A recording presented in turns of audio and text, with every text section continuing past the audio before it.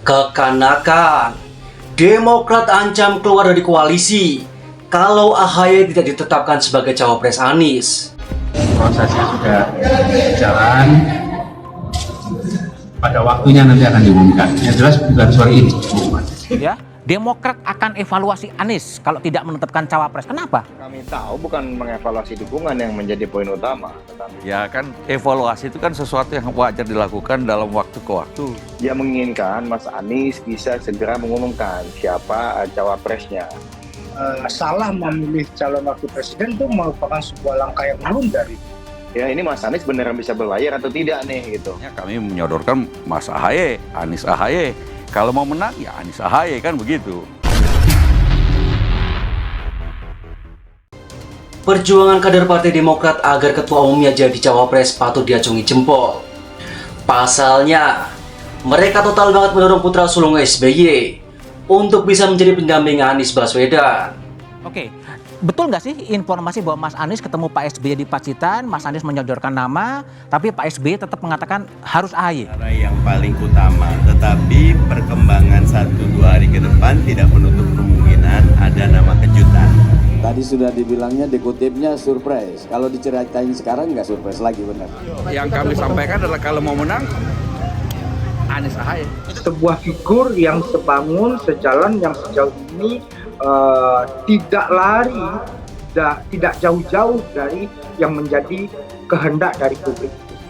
Pokoknya segala cara dilakukan oleh Demokrat agar AHY ikut Pilpres 2024. Mulai dari menjilat Anies hingga mengatakan ex-gubernur DKI itu leader dan superstar.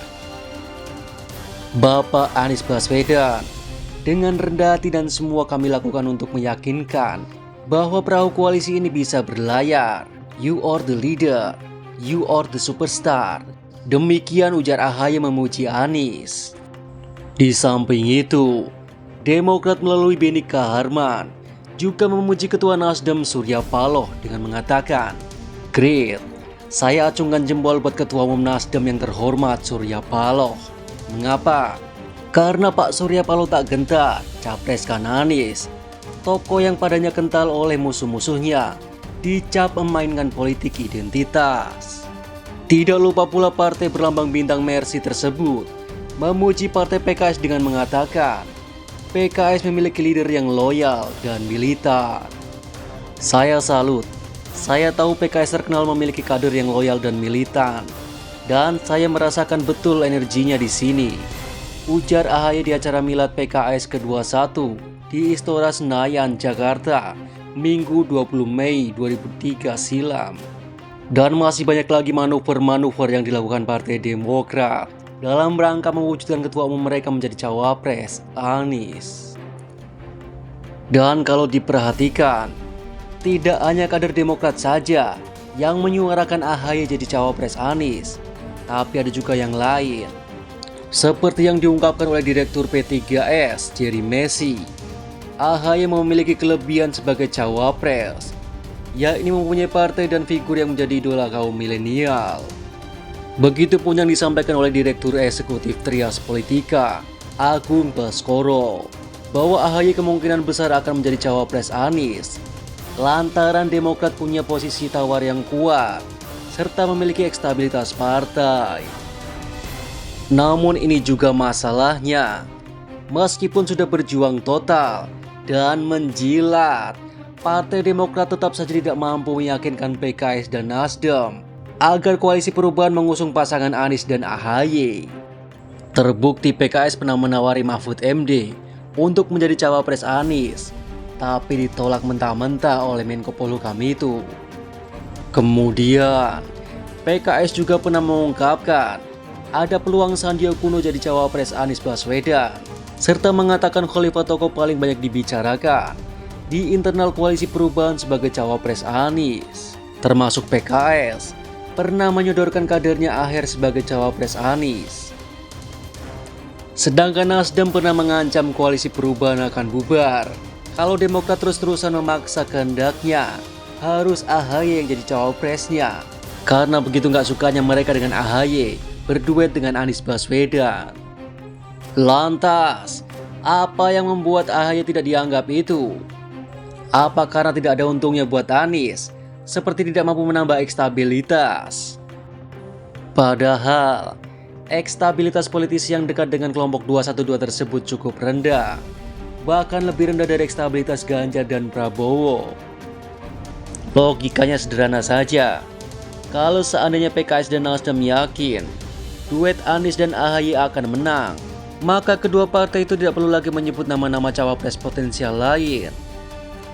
Sementara, posisi cawapres sangat penting bagi Partai Demokrat. Pertanyaannya, kenapa? Karena perolehan suara partai itu terus menurun sejak pemilu 2024 silam. Dan kalau tidak dapat koktail efek, perolehan suara Partai Demokrat akan sulit meningkat. Untuk mendapatkan koktail efek itu syaratnya adalah memang AHY harus jadi cawapres. Tidak bisa digantikan dengan syarat lain. Jadi AHY terpilih sebagai cawapres atau tidak pada pemilu 2024 mendatang, itu akan menentukan masa depan Partai Demokrat. Wajar bila kemudian sekarang secara terang-terangan Partai Demokrat mengancam PKS dan Nasdem serta Anies Baswedan. Seperti yang disampaikan oleh Andi Arief, Demokrat akan berpikir ulang untuk mendukung Anies kalau hingga Juni 2023 ini cawapres yang diusung oleh Koalisi Perubahan tidak kunjung mengumumkan dan bukan AHY. Andi pun menjelaskan, beberapa waktu akhir ekstabilitas Anies mengalami penurunan. Hal tersebut disebabkan oleh belum punya capres. Ngeri-ngeri sedap. Hanya saja, ini juga yang lucu. Kok Demokrat masih nggak ngeh kalau Nasdem dan PKS menolak dengan keras AHY jadi cawapres Anies?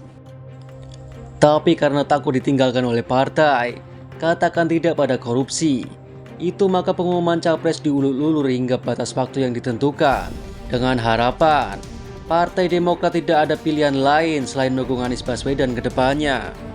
Dengan begitu, Anies bisa memilih cawapres bukan AHY, dan Demokrat tetap mendukungnya. Kejadian Pilpres 2019 lalu mau diulang lagi, yang mana kala SBY menyodorkan AHY sebagai cawapres Prabowo dan ditolak. Tapi karena Partai Demokrat tidak punya pilihan lain, meskipun Andi Arief mengatakan Ketua Umum Gerindra itu Jenderal Kardus, Partai Demokrat tetap mendukungnya. Sehingga pilihannya cuma ada dua, Demokrat keluar dari Koalisi Perubahan atau merelakan AHY hanya jadi menteri, kalaupun Anies terpilih jadi presiden. Dan kalau mau keluar dari Koalisi Perubahan, waktu yang paling tepat adalah sekarang, karena masih ada waktu untuk menawarkan AHY ke Prabowo atau Airlangga.